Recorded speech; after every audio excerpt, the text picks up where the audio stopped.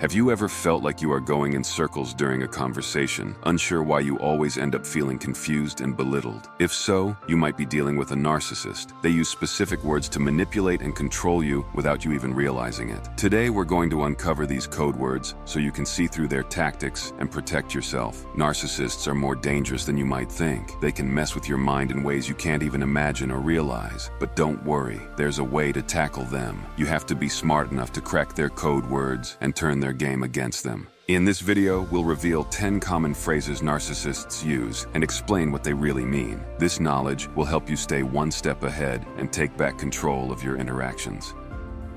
The first code word that narcissists use is, "You are overreacting." Classic move, right? It is their go-to line when they want to make you feel like you are the crazy one. Suppose your partner forgets your anniversary, the one day that means something in your otherwise miserable existence together. You call them out, and they hit you with, "You are overreacting, it is just a date." Now, the true translation for this is, "Your feelings are less important than the lint in my pocket." Suddenly, you are questioning if you are an overly emotional wreck for expecting a little acknowledgement. Or imagine you are peeved because they criticized your work. You bring it up, and they casually drop, "I don't know why you are getting so worked up about this." Or the golden oldie, "I was just giving constructive feedback." By the end, you are left wondering if you are indeed a delicate little flower wilting under the harsh light of their brutal honesty. When you face this brand of emotional blackmail, stay calm and trust your gut. Try saying, "I get that you see it differently, but my feelings are real." It is like a polite way of saying, "Screw you, my emotions matter."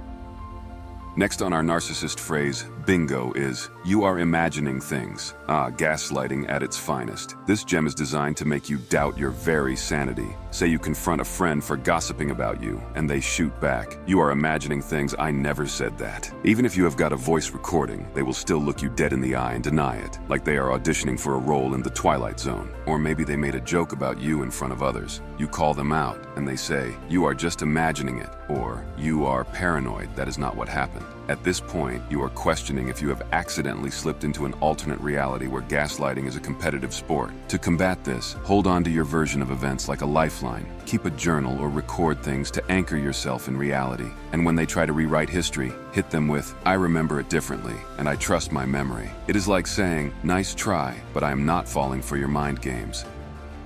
Narcissists' next favorite phrase, "I am just kidding." This is their get-out-of-jail-free card for saying something cruel. They drop a nasty comment, and when you call them out, they say, "Hey, I was just joking." Suddenly, you are the one who can't take a joke, and they are off the hook. Imagine this. A narcissist makes a joke about your weight at a party. You are mortified, especially because you have been struggling with body image issues. You tell them it is not funny, and they go, "Oh, relax. I was just kidding. Can't you take a joke?" Now, you are not only embarrassed, but also feeling like you are overreacting. To deal with this effectively, stand firm. Say something like, "Whether you were joking or not, that was hurtful." It tells them their words have consequences, joke or not. Now let's move to the fourth code word. "You are just being too sensitive." This one is a masterclass in manipulation. They say something mean, and when you react, they claim you are the problem. Suddenly, your feelings are the issue, not their behavior. For example, they make a snide remark about your new haircut in front of friends. "Wow, brave choice. Ha, you are hurt." And they say, "Oh, come on, you are just being too sensitive." Now you are questioning if you are being unreasonable for feeling hurt, or they belittle your achievements. And then when you react, they laugh and say, "You are too sensitive." It is a way to test your boundaries and see how much they can get away with. To handle this, assert yourself. Say, "My feelings are valid, and your comment was hurtful." This acknowledges your emotions and sets a clear boundary. It shows that their attempt to belittle you won't slide. Alright, the next masterpiece from the narcissist's playbook, "Everyone else agrees with me." This phrase is their way of turning the room against you and making you feel like the odd one out in your own life story. Say, for example, you are at a meeting, pitching a brilliant idea. The narcissist, ever the symbol of negativity, shoots it down with, "Everyone else agrees with me that this won't work." Suddenly you are isolated, your confidence wobbles, and you start second-guessing yourself. The kicker here is that no one else in the room has actually said a word. Or maybe they say, "I talked to a few people, and they all think you are overreacting." The phantom support group. It is like they have an imaginary army backing them up, all designed to make you feel like you are the crazy one. So how do you counter this? Simple. Call their bluff. Say something like, I would like to hear directly from others about their views. Or, let's discuss this with the group to get everyone's perspective. It is like turning on the lights in a haunted house. Suddenly, the ghosts disappear.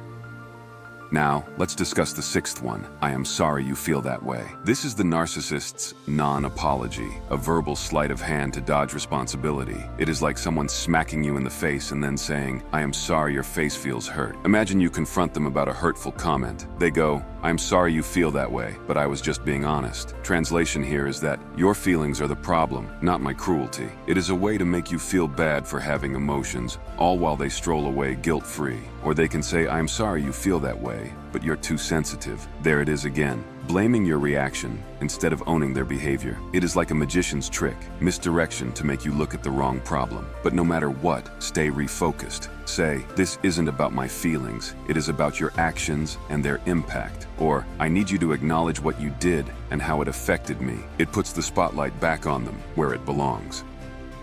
Alright, another code word is that nobody else thinks that. This little gem is their way of making you feel like a lone lunatic on a deserted island of sanity. They are trying to convince you that your thoughts and feelings are not just wrong, but completely off the rails by claiming that no one else shares your perspective. Suppose you are being bullied at work and you finally muster up the courage to speak out. The narcissist chimes in with, you are the only one who feels that way. Bam! Suddenly, you are questioning your own experience, wondering if you are the office crybaby seeing ghosts where there are none. The goal is to make you doubt your own reality and feel isolated. Classic gaslighting. When you think you are the odd one out, they gain control over your perception of reality and create a creepy sense of dependency. Stand your ground and say, my feelings and experiences are valid, even if others don't share them. And for backup, talk to trusted friends or colleagues to get some perspective and support. Remember, just because the narcissist says nobody else thinks like you doesn't mean it's true. They are not the spokesperson for reality after all. Now, onto the next manipulative code word. It is for your own good. This one is a favorite among covert narcissists. It is their way of disguising control as concern and makes it hard for you to object without looking like a jerk. Imagine a narcissist criticizing your choice of friends with, I am just concerned for you. They are not really the best crowd. On the surface, it sounds caring, but it is really a sly attempt to isolate you from your support network and make you more dependent on them. Or they don't like your outfit and say, that doesn't really suit you. I just want you to look your best. What they mean by this is that I want to control how you dress and feel about yourself. These so-called concerns are just a sneaky way to put you down and steer you away from what makes you happy. This way, they keep you doubting your own judgment while maintaining control. Remember to shine a light on their dark little game. Say, I appreciate your concern, but I am confident in my choices. This lets them know their masquerade isn't fooling you and asserts your independence. Next up, I know you better than you know yourself. This one is a real kicker, aimed right at your confidence. It is their way of saying, sit down, shut up, and let me drive your life. Doing so, they plant seeds of doubt that make you second-guess your every move. When you're bubbling with excitement about a career change, the narcissist slinks in with, I know you better than you know yourself. You are not cut out for that kind of work. Just like that, your dreams get stomped on by their size 11 ego boots. They are not just dismissing your aspirations, they are making you doubt whether you even know what you want. Or take a more everyday scenario. You mention liking a certain food. They scoff, you don't really like that. You just think you do because of what others say. Suddenly your taste buds are on trial, and you are wondering if you even know what flavor is. How do you fight back? Stay confident. Say, I appreciate your concern, but I trust my judgment. Or, I know myself well and feel confident in my decisions. This tells them their psychic act isn't fooling anyone and asserts your right to your own mind.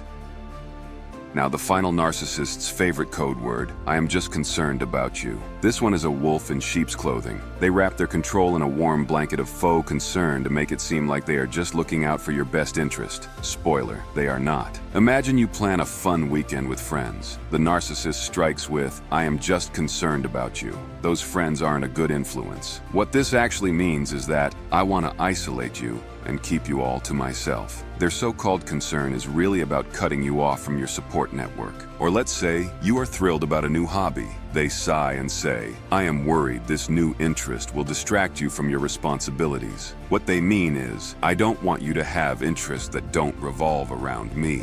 Recognize the wolf under the wool and set your boundaries. Say, "I appreciate your concern, but I have thought this through and am comfortable with my decision." Or, "Thank you for worrying about me, but I am confident this is the right choice for me." This lets them know their puppet strings aren't attached to you.